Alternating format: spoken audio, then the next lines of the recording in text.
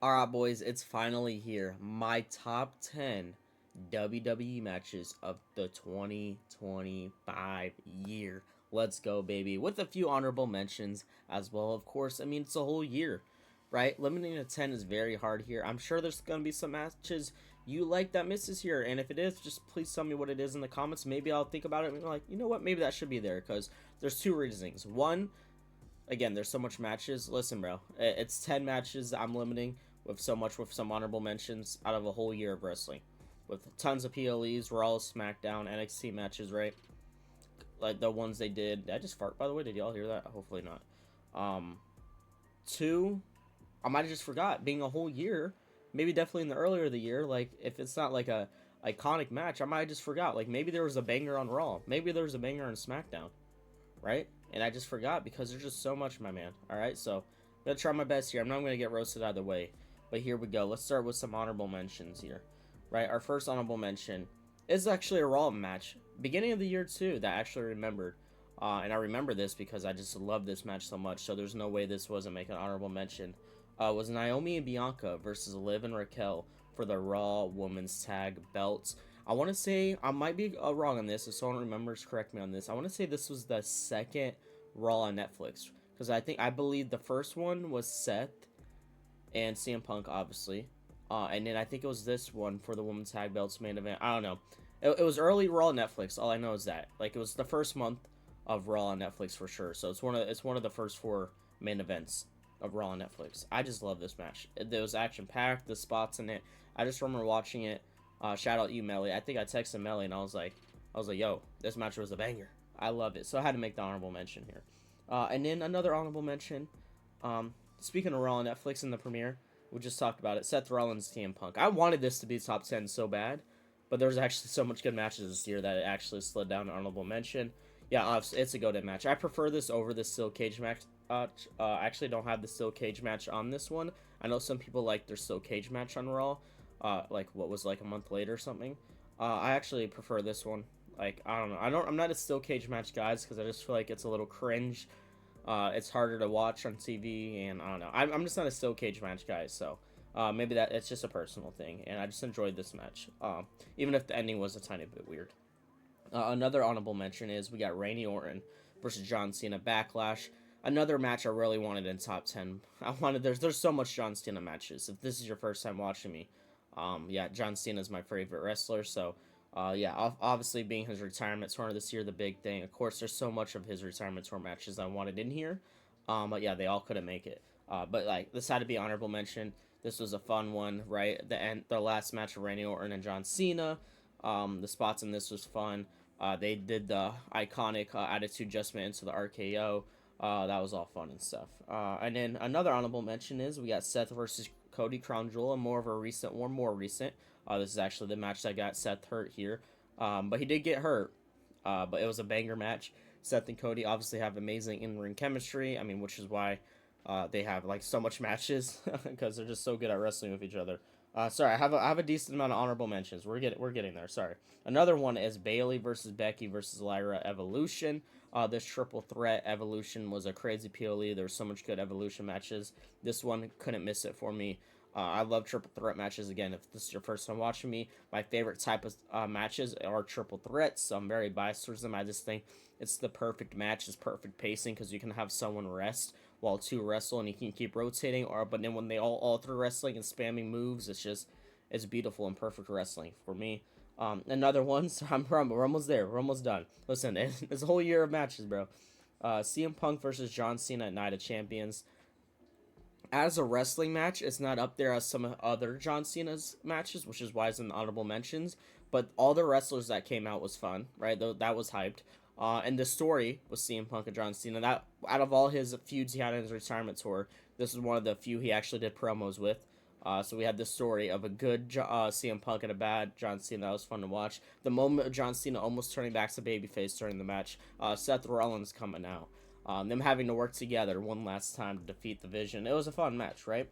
Another one, Logan Paul versus John Cena Clash in Paris. This is just a fun match, bro. If you're ever just chilling with your friends and maybe they don't really want to watch wrestling and you want to show them a more recent John Cena match, that's fun, right? And like everyone know, and their mama knows Logan Paul. You're hanging out with your friend. You're like, you know what? You want to see this match? It's just like a fun little 20-minute match. You want to see this? Put that on. It's just nonstop action. Yeah. And my last honorable mention here is we got Becky versus Lyra at Backlash. Oh my god, I wanted this top 10, bro. I tried. I was trying to squeeze things around. Like, maybe I do like this better than this. Because I glazed this match to the moon. I love Becky. My favorite women's wrestler of all time. Lyra is rising up. She's cooking. She knows how. I mean, in ring wrestling, she's up there for women right there. And this match was just, it was almost flawless to me. Like, it was just perfect. Both of their cardios are insane. Their in ring chemistry is amazing. They have not had a bad match yet. Even in NXT main roster, they have not had a bad match with each other yet. They're definitely have that in ring chemistry, and they're amazing to watch. Yeah, every move in this match is pretty much perfect. But now, sorry, that took a second, but listen, again, I know I sound like a broken record. I can't talk. There's so much matches in 1 year, and we're limiting this to 10. So there's gonna be some honorable mentions there that I just had to make it and had to talk about to give appreciation for. But we're finally here in the top 10. At number 10, I have Cody Rhodes versus Kevin Owens at the Royal Rumble. For technically both of the belts being unified, because Kevin stole the one belt, the throwback belt or whatever, the wing titled belt. So this was a fun match, ladder match, as well. Because, right, you had to go up the ladder and grab both of the belts. So there's a lot of crazy spots in this. They both took pain, right? I mean, and honestly, the Kevin Owens spot where Cody threw him into the ladder, obviously one of the most craziest spots this year. And it makes it 10 times crazier when we found out that he was doing that with a bad neck, which is obviously why he's gone at the moment. We don't know if he's ever going to return because he had to get neck surgery, which is very, very serious. So, Kevin Owens, I'm praying for you every night, bro. I hope you recover because we need you back. But yeah, this had to make top 10, bro. Just like the backstory of that, Kevin Owens wrestling this with a bad neck, you know, bringing the two belts together, a ladder match on one of the biggest PLEs of the year. Just a fun match. At number 9, I actually have an NXT match here. Oba Femi versus Trick Williams versus Javon Evans, triple threat, NXT Stand and Deliver. This wasn't missing the list. You want to talk about nonstop action? Here you go. You want to talk about 3 future GOATs of this WWE company? You got the 3 right here. They were going crazy. The spots in this. Trick of literally fighting a ref was one of the funniest moments. Like, I love when wrestling actually makes me almost like fall out my chair of laughing and just gives me a good laugh. Dude, I could not stop crying, bro, of laughter when Trick Williams like was fighting the ref pretty much to stop the pin. That was very funny. And again, amazing spots in this. Constant action. Like I told y'all, I'm a big glazer and triple threat, so it was going to be up there for me. We got at number 8 here, we got CM Punk versus Gunther for SummerSlam. Now, as a wrestling match, even some of the honorable mentions I think are better, right? Like the triple threat from NXT I just named. As a wrestling match, I think is better. Cody versus Kevin Owens as a wrestling match, I think is better. Becky, even Lyra, a Backlash. Logan and John Cena, a Clash. I think as a wrestling match, those are better. But you know what really carries this match? And I'm adding this into it, is obviously Seth Rollins, Cash In, or Ruse of the Century. That's part of the match. I'm adding everything here, right? When I'm ranking these matches. Right, the actual wrestling match, the story behind them, if we got any nice promos with it, the entrances, something that happens during it, the aftermath, right, like the cash in, like whatever happens, I'm counting that in. But I don't want to take away, like, this is still a really good in-ring wrestling match. These are two, like, wrestlers that, like, wrestle old style, which was kind of fun to watch, like CM Punk being an older wrestler, obviously, right? Like, he has that more old wrestling style. Like, he's not really like a high flyer, right? Like, he's not like Rey Mysterio hitting all these flips and stuff. Same with Gunther, right? Even though he's a newer wrestler here, I know he's a little older, but like newer to like the WWE main roster, right? He wrestles like old style. So this was a fun match. It just felt like an old WWE style match. But again, you add then the Ruse of the Century. Insane work right there. Number 7, Sami Zayn versus Kevin Owens, Elimination Chamber. Come on, my man. Come on, my man.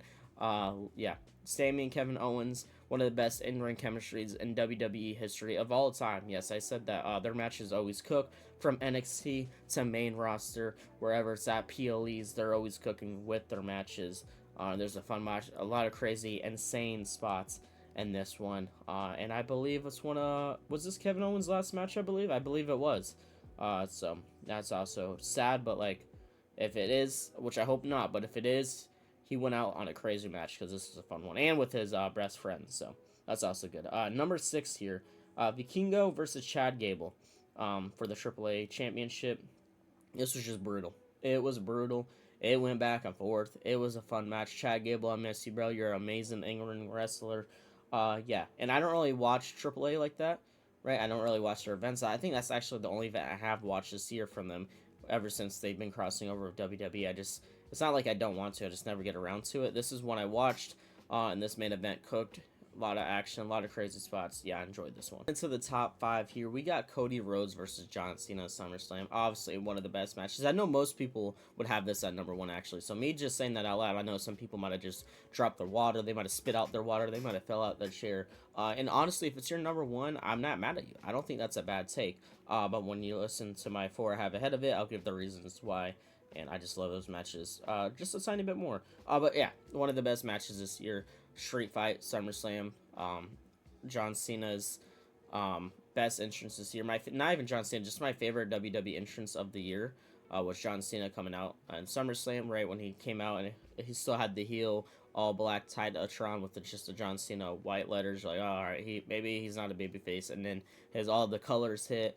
Right, and you're like, oh my god, wait, Super Cena is back, and the crowd goes crazy, and then the match itself, the spots, right, it was perfect. Obviously, as much as I'm a John Cena glazer, Cody winning here, obviously being the right move, like, kind of like passing the torch, like, yeah, you're the next big guy here, go carry the company, right, everything about this match is just perfect.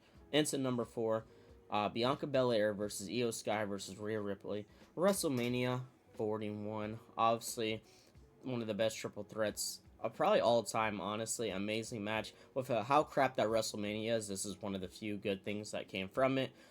It's such a good, like, perfect match in a way of, like, how it's nonstop action and it's not too long. Like, it's the perfect time. It's not too short, it's not too long. It's, like, right on that sweet spot.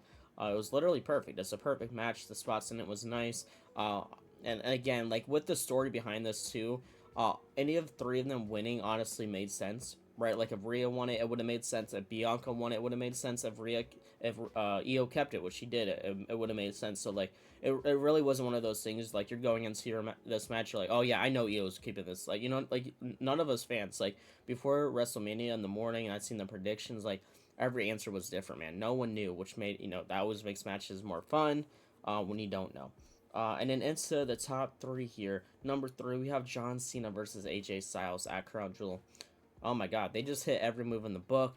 Such a fun match, bro. John Cena paying tribute to Bray Wyatt mid-match. AJ Styles hitting all his, what's the word I'm looking for? Like, enemies, I guess, or opponents' moves. John Cena doing the same over the years, right? Fun match going back and forth, and obviously, again, talk about in-ring chemistry, right? So such a good end to iconic story there with between those two. Yeah, just a crazy match. I think it's pretty obvious how good that match is. At number 2 here, my favorite women's match of the year, Rhea Ripley versus Io Sky Evolution. I just did their tag team name there. Yeah, I know some people would have the Bianca Io Rhea at WrestleMania 41 Triple Threat as their favorite women's match of the year. And again, I'm not mad at you. That's fine. I think that, again, I just said it, which is why it's at 4. I think it's the perfect match. But the only reason I have this, and I know I was just talking about how the triple threat was perfect timing, is I think this is also a perfect match, but it's also just longer. So, like, if you're having a perfect match a little longer, it's just more impressive, right? Going back and forth. Again, just like that triple threat, either one was a right winner here, right? Io did just get the belt from Rhea right before Evolution, right? So it could have went it could have went Io's way, could have went Rhea's way. She could have got it right back, right? Like, honestly, we didn't know who was winning this one. But then, right, again, you got to add in one of the best cash-ins, and probably my favorite woman's cash-in now of all time, Naomi cashing in, because what's also funny about this cash-in, it's like, when you really think about it, it really is obvious. Like, why wouldn't Naomi come out to this, right? And, like, how the stories were building in Raw and stuff, like, when you go back and rewatch, like, Raw episodes and the story behind this, like, it was actually obvious that she was going to cash in on it, but the PLE was so good, and they did such a good job of, like, just the match itself was so good, and it was a long match, right? It's one of the longest woman matches of all time. It might be, you have to double check on that. That we just kind of, like, we're so zoned into the match with how good it was, how long it was, all the moves that was happening, that everyone and their mama just completely wiped Naomi from their minds. So when her music hit, like, everyone clicked, like, oh my god, wait, this is perfect. And then, yep, and then Naomi winning, it's unfortunate. Well, not unfortunate, it's a good and a bad thing, right? Like, she got pregnant, obviously good thing. She's starting, getting a kid here, starting a family, but it's just also unfortunate in a way of that we couldn't get to see that title reign go out. So yeah, my favorite women's match of the year at number 2, and my number 1 match of 2025, which is not of just 2025, now one of my favorite matches of all time. I love this match to death. Seth Rollins versus Roman Reigns versus CM Punk, WrestleMania 41 Triple Threat. Perfect match. Perfect match. Everything about it. All their entrances were fire. All the moves in this thing was fire. The way that they're, reversing moves, the what is it? Roman spearing Seth and him hitting his pedigree or whatever. You know what I mean? Like, just like everything about this match was perfect. The storytelling of it, right? Like, because we had the story of like, is Paul Heyman gonna choose Punk? Is he gonna choose Roman? And then the plot twist of him aligning with Seth. Everything about this match was perfect. Not only do I think that's the best match of 2025, it's one of my favorite matches of all time. And all three of these guys can wrestle like crazy. Never doubt them. Never say Roman is overrated. Never say CM Punk's overrated. Never say Seth is overrated. This match proved that they're all three the GOATs, even at their age. Like, they're technically all older now, right? Like, they're not, like, I wouldn't say they're necessarily not in their prime because they're probably more popular than ever, but, like, if we're talking about, like, in shape-wise and, like, young-wise, right, like, what they can do, right, and they still wrestling like that, yeah, the perfect match. So that is my top 10 matches of 2025, including some honorable mentions. Overall, I think this wrestling year overall was pretty dog crap in my opinion. In my opinion, overall it's dog crap, right? Like, if I had to rate it 1 to 10, 10 being the best, like, I would give it like a 4 or a 5 or something. Like, I just did not enjoy this year with a lot of decisions and PLEs and stuff. But it did have some banger matches, which, I mean, you have to have some banger matches, right? If you don't at least have 10 banger matches in a year, we might need to, shut down the whole company. You know what I mean? So yeah, crappy wrestling year, but again, now officially has some of my favorite matches of all time, and I got to see my GOAT retire on a whole retirement tour, so at least I'll take that. But yeah, you guys tell me if there's any matches you think I should have had in here, and let me know down below in the comments. But this video already went longer than I wanted it to be. Hope y'all enjoyed it. Drop a like, sub for me, and hey, catch y'all next time.